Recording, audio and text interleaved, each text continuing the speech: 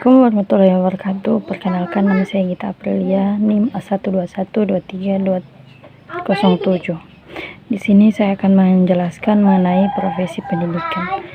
Profesi kependidikan adalah bidang pekerjaan yang berkaitan dengan aktivitas mendidik, di mana individu yang menjalankan aktivitas tersebut memiliki keahlian, kompetensi, dan tanggung jawab profesional untuk mendidik, mengajar, membimbing, melatih, serta mengevaluasi peserta didik.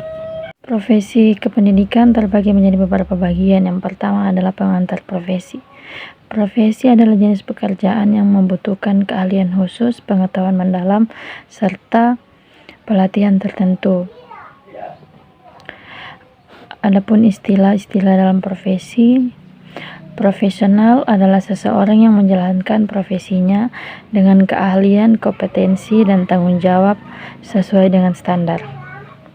Profesionalisme yaitu sikap, perilaku, dan komitmen yang mencerminkan dedikasi seseorang terhadap profesinya. Profesionalitas adalah kualitas atau derajat keahlian dan kompetensi seseorang dalam menjalankan tugas profesinya. Ciri-ciri profesi: yang pertama, memiliki keahlian atau kompetensi khusus, dilandasi pendidikan dan pelatihan formal, diatur oleh kode etik, bertujuan untuk melayani masyarakat, memiliki organisasi profesi. Adapun syarat-syarat profesi: yang pertama, memiliki dasar ilmu pengetahuan yang kuat melalui pendidikan dan pelatihan khusus, menjalankan tugas dengan tanggung jawab yang normal, adanya pengakuan resmi atau sertifikasi, mengikuti standar kerja tertentu. Yang kedua yaitu profesi guru. Profesi guru di Indonesia memiliki sejarah panjang yang erat kaitannya dengan perkembangan pendidikan di tanah air. Berikut adalah garis-garis besar sejarah profesi guru di Indonesia.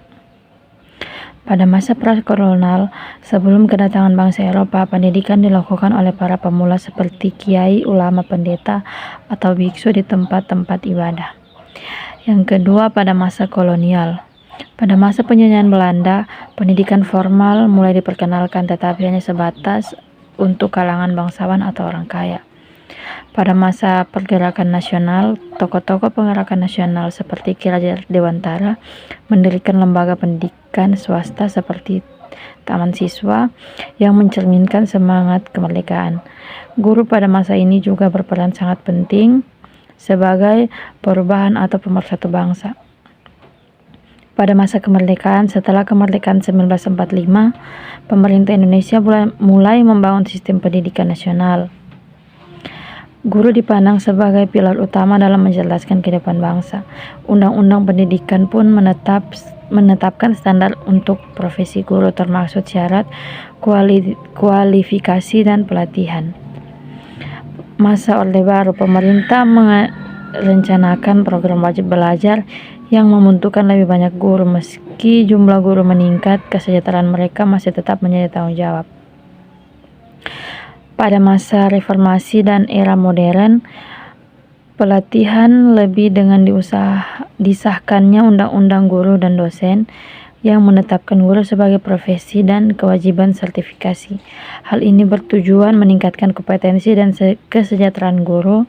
Pada era ini, teknologi juga mulai diintegrasikan ke dalam pendidikan, mengubah metode pengajaran guru. Tugas dan fungsi seorang guru. Tugas guru yang pertama, mengajar, mendidik, membimbing, menilai, membina.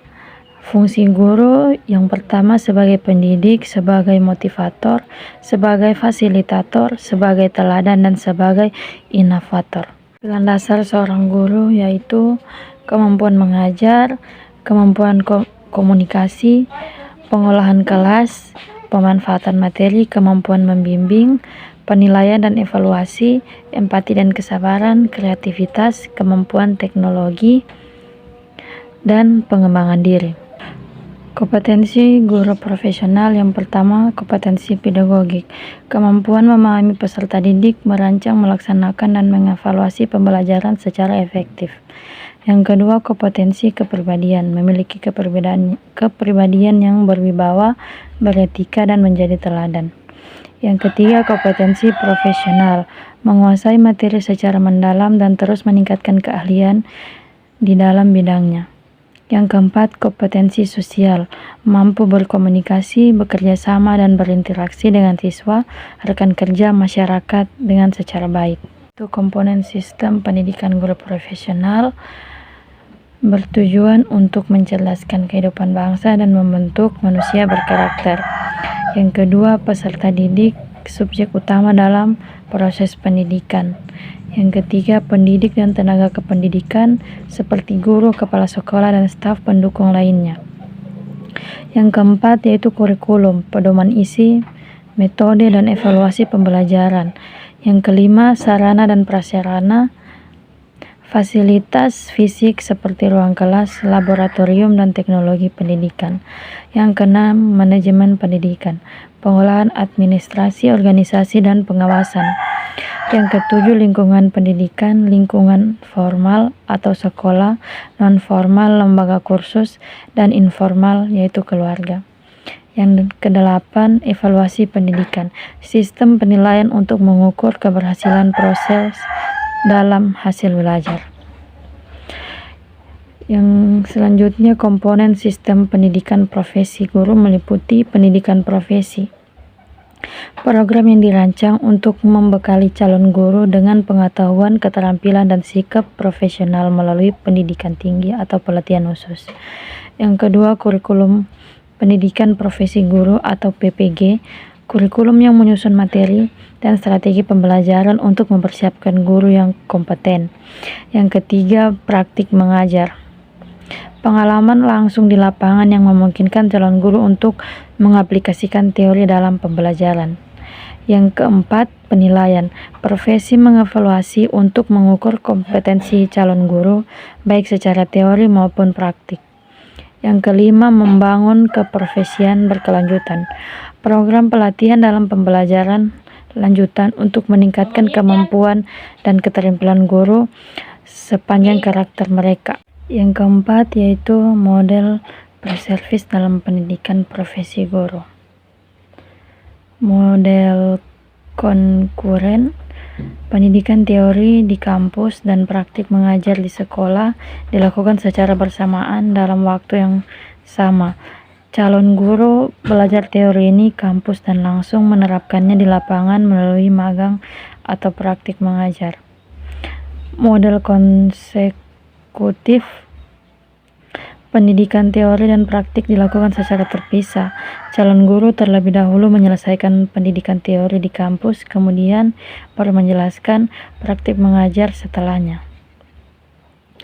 Model pre-service memiliki pengaruh signifikan terhadap profesional guru, yaitu kesiapan mengajar dengan mengintegrasikan teori praktik atau model konkuren atau memisahkan teori dan praktik secara berurutan. Calon guru lebih siap dalam menghadapi tantangan di kelas. Keterampilan dan kompetensi, program pre-service membantu calon guru mengembangkan keterampilan pedagogik, manajerial, dan sosial yang diperlukan untuk menjadi guru profesional. Meningkatkan kualitas pembelajaran melalui pengalaman langsung mengajar, calon guru dapat meningkatkan kualitas pengajaran dan kemampuan dalam mengolah kelas dengan lebih baik. Yang kelima adalah model in-service pendidikan guru. Yang pertama, service training dan upgrading. Service training adalah pelatihan yang diberikan kepada guru yang sudah bekerja untuk meningkatkan keterampilan, pengetahuan, dan kompetensinya selama menjalani profesinya. Pelatihan ini seringkali diselenggarakan oleh institusi pendidikan atau pemerintah untuk mendukung pengembangan profesional guru di lapangan.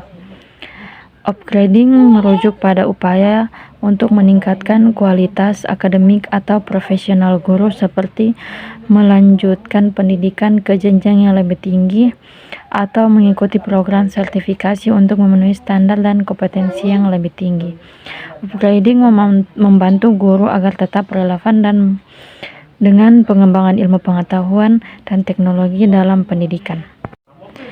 Pentingnya diklat in service dan upgrading. Yang pertama, meningkatkan keterampilan dan kompetensi. Yang kedua, meningkatkan kualitas pembelajaran. Yang ketiga, pemenuhan standar profesional. Model and service dalam pengembangan kompetensi guru. Yang pertama, pelatihan berkelanjutan. Guru mengikuti kursus, workshop, atau seminar yang relevan dengan pengembangan terbaru dalam pendidikan. Yang kedua, pembelajaran kolaboratif. Guru belajar bersama rekan sewajat sebagai pengalaman dan saling mendukung dalam meningkatkan praktik mengajar. Yang ketiga, penilaian dan evaluasi. Program ini seringkali mencakup penilaian untuk mengukur dampak pelatihan terhadap meningkatkan kompetensi guru di kelas. Yang keenam, ada permasalahan dalam profesi guru. Tantangan dalam pembelajaran. Yang pertama, keterbatasan sumber daya, perbedaan kemampuan siswa, peningkatan kualitas pembelajaran. Program pendidikan guru yang pertama, tuntutan kualitas, praktik dan teori, sumber daya, dan diversitas siswa. Konseptualisasi ilmu pengetahuan. Yang pertama, pemahaman konsep. Menyusun konsep-konsep dasar dalam ilmu pengetahuan secara jelas dan mudah dipahami oleh siswa. Yang kedua, keterkaitan antar konsep. Menunjukkan hubungan antara berbagai konsep untuk membentuk pemahaman yang holistik.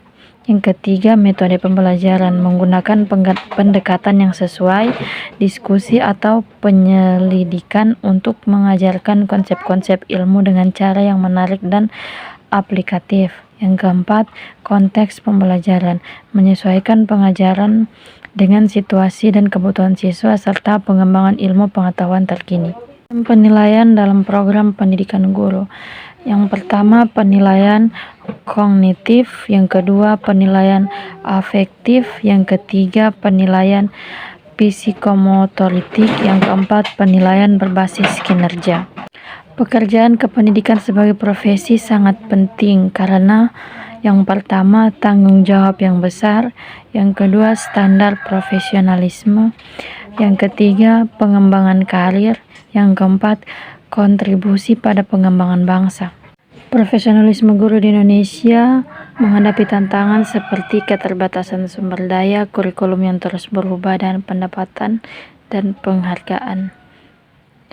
Di negara lain seperti di Finlandia, lebih berkembang karena pelatihan yang ketat, otonomi yang didukung, dan penghargaan yang tinggi.